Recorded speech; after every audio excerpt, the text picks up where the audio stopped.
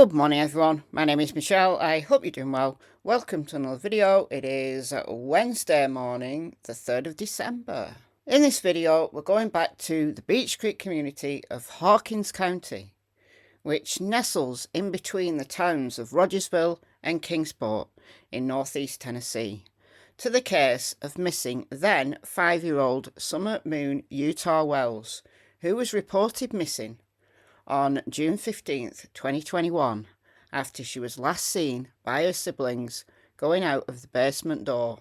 Yes, if you know this case well, you will know that that's not quite the script that Candice and Don Wells told everyone, but it is what Summer's brothers told Sheriff Ronnie Lawson on the night that Summer was reported missing.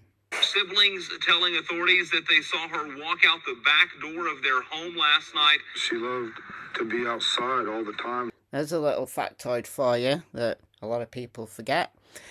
Anyhow, what we're going to do in this video is go back into the Summer Wells vault, which is the 30-odd gigabytes I've got on an external hard drive. I've got interviews, I've got all sorts.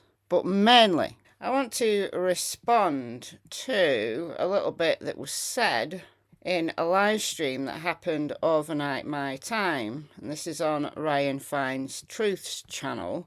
I think DT's also got it on his channel. And look, ultimately, all roads lead back to Ben Hill. I think this case has been in the doldrums for so long. We can't quite believe that this case might be solved. If it is, I'm pretty confident that all roads lead back to Ben Hill. Let's go.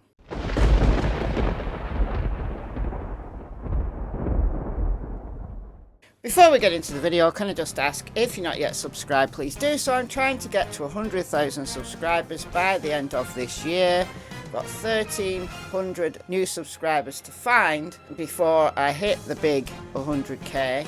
And then YouTube will send me a silver play button plaque for my wall. So, if you're not subscribed, it's completely free. All you've got to do is click the subscribe button.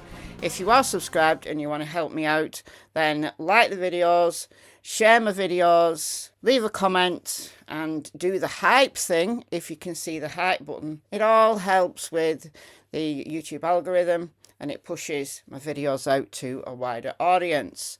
Okay, without further ado, this is towards the end of this live stream, and there's a little conversation going on about search dogs. We've talked a lot about search dogs on this channel, not just in this case, but across different cases. And Sheriff Ronnie Lawson did say, and they play the clip in this live stream, dogs tracked Summer scent from the hill down to the road. That's where we're going to start. I remember hearing about how the dogs tracked Summer from the house area down to the road, and then it stopped at the road. And we recently have started training our dog, and we went to a seminar, and I thought like an idiot, like, well, it's a road, it's concrete, the dog can't smell on concrete. Well, I found out that's not true. Dogs are trained on like several surfaces. They can even track through water. It's a myth that they can't track through water. So I'm like, now, if she had walked on the road, they would have been able to follow her, which means her trail stopped cold at the road. Not quite. Yes, of course, dogs can track on concrete.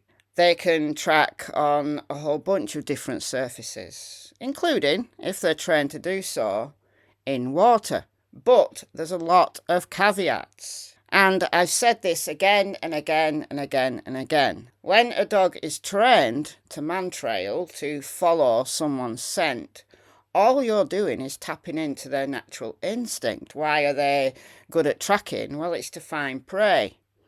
So if they smell something on the wind that smells like food running around, they air scent until they get a direction and they follow that direction. At some point, they're going to get their nose down and they're going to be hot on that trail. And that scent gets stronger and stronger the closer to the prey they get. Of course, it's obvious. But When a dog is man-trailing, when a dog is following someone's scent because it's trained to do so, it's been given a scent, and in this case, Summer Wells scent, they're still going to be assuming, because it's their natural instinct to think this, that the scent is going to get stronger and stronger.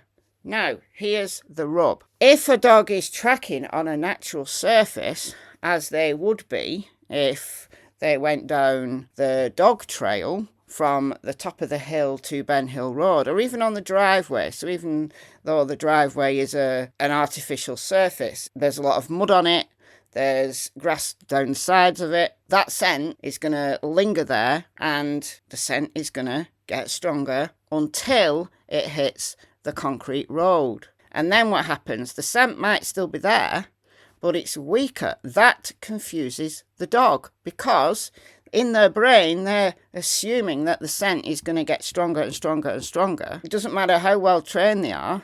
That's their natural instinct, to follow that trail in the direction of travel, because that scent is getting stronger.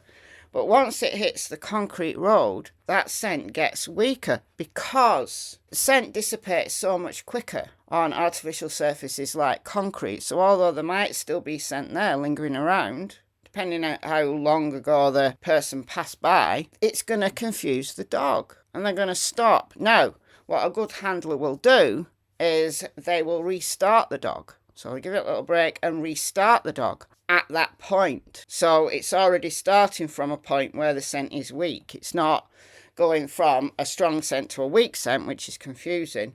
They're already starting it from a place where that scent is weak. And they'll see whether they can pick up that trail again. Now, Sheriff Ronnie Lawson said this exact thing in an interview. This was the interview with Don Wells, and they also had Sheriff Ronnie Lawson on WVLT News Channel 8. Our Erica Lunsford walked that trail with Don Wells and sat face-to-face with Sheriff Ronnie Lawson in a WVLT exclusive interview. Now 114. I think this is the right one. So Don says the dogs track Summer scent down the dog trail, which is very much a natural surface. Whether it was the dog trail or the driveway doesn't matter. They end up on Ben Hill Road. A lot of people assume, because the dog lost the scent there, that she was put into a car at that point. However, what you're doing, if you're assuming that, is missing out some important details. And those people new to the case, like DT or maybe DT supporters who don't know this case, you got to learn the nuances in this case. And you can't cherry pick information. He says the predator somehow managed to snatch Summer, then raced down the steep hill as she struggled. I guess you guys want to walk around through here? I don't believe that a predator came up onto the hill and manhandled Summer down that dog trail. I don't personally believe that. Is it a situation where the parents are genuinely innocent, or were they aware? So you've got two possible scenarios. You've got a wander away just down the hill a little ways and then abducted by someone who knows the area, maybe someone visiting another resident of Ben Hill Road. Scenario 2 is that the parents knew and someone actually came to pick Summer up. But if that's the case, you would assume that maybe they'd come up onto the property. That's very much secondary to me because of the other information that you need to know about. The trail was not an easy walk. To get down the rugged hill, Wells and I had to hold on to trees. I struggled not to trip or even fall on tree roots. Yeah, I don't know whether she's got appropriate footwear on though. So the dogs kind of came down this trail here. Yeah. It's pretty steep. Yeah. I didn't know the dogs even had a trail down through here until the police dogs followed it all the way to the road. I was gasping for air by the time she got down through here somewhere, because our neighbor heard a scream, a really funny scream. I think they just carried her to a vehicle and threw her in there and took her somewhere far away from here. Somewhere far away from here, like 9.5 miles away from here. Ronnie Lawson has not publicly commented on specifics of the case until now. I asked Sheriff Lawson about Wells' claims.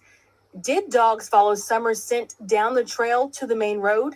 The sheriff says yes. The dogs had a pretty good trail, a track for a little while, but then it disappeared. But they lost scent it when they come to the road. And sometimes canines, they will lose the scent when it changes different type, whether it maybe went from the gravel to the pavement. There you go. He's right. Sheriff Ronnie Lawson is right for the reasons I've already explained. Now, here's the thing. The scent dogs didn't stop there. We've heard from Fred Hill, a grandson of Ben Hill. This is Ben Hill, by the way, who the road is named after. At the time of Summer's disappearance, the Hill family had two properties, 165, 167, also down here 207. And he said that a dog picked up scent somewhere in this vicinity. I think it would have been on the Goalies' land, and then on his own driveway, and went all the way up to a vehicle on his driveway. Look, Fred has said an awful lot. You can choose to believe Fred or not, but it's intriguing why he would say that.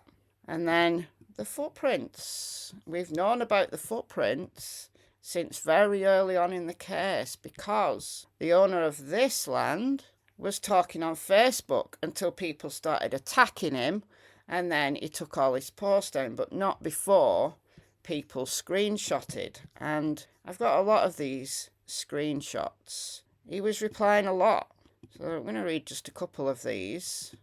So this is Mr. Phillips talking. I was informed by deputies to make sure when I post anything, I explain it in full detail so there's no way anyone could misinterpret it. Oh, people will. People will. Someone got confused over me calling a footprint physical evidence and blew their phone lines up thinking it was new evidence. So I'm being very precise here. 2 footprints, child size, barefoot, not my kids' prints. 1 on my land, 1 on my neighbour's. That doesn't want their name or location mentioned. Well, it's Mary Sexton's land, who is Donwell's stepdad's sister. She's no longer alive. She died a couple of years back. So there were footprints on her land as well. If you watch my video from a couple of days ago, you'll hear an interview from the PIs who've been working on the case for a while. And they believe that the footprints are relevant to the investigation and the direction of travel. Now, I don't know whether footprints are leading this way or leading this way, but if they're leading out, I suspect Summer was taken, perhaps, I don't know, from Fred Hill's property, maybe, possibly, and led through the woods, so not going by the road, and then put in a vehicle at this point, somewhere around here. And this area is where searchers came back to again and again and again and again and again.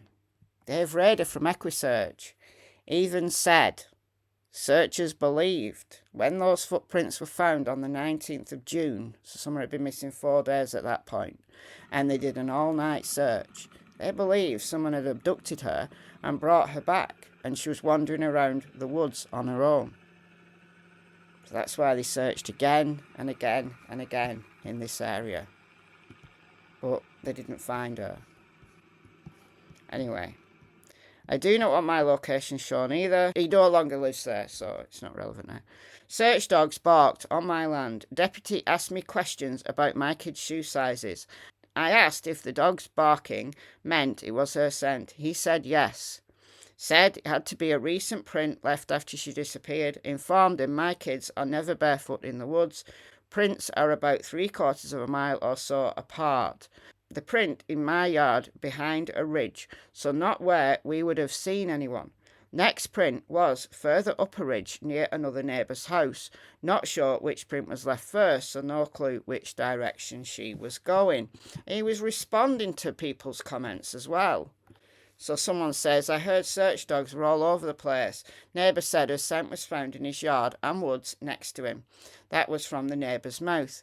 And Mr. Phillips replies, yes, a barefoot child's footprint that the dogs identified as scent in my woods and a neighbour's woods. No other scent or footprints were found. Just my opinion with nothing else to base it on, but that sounds like she was being carried and was set down to make it through a rough area.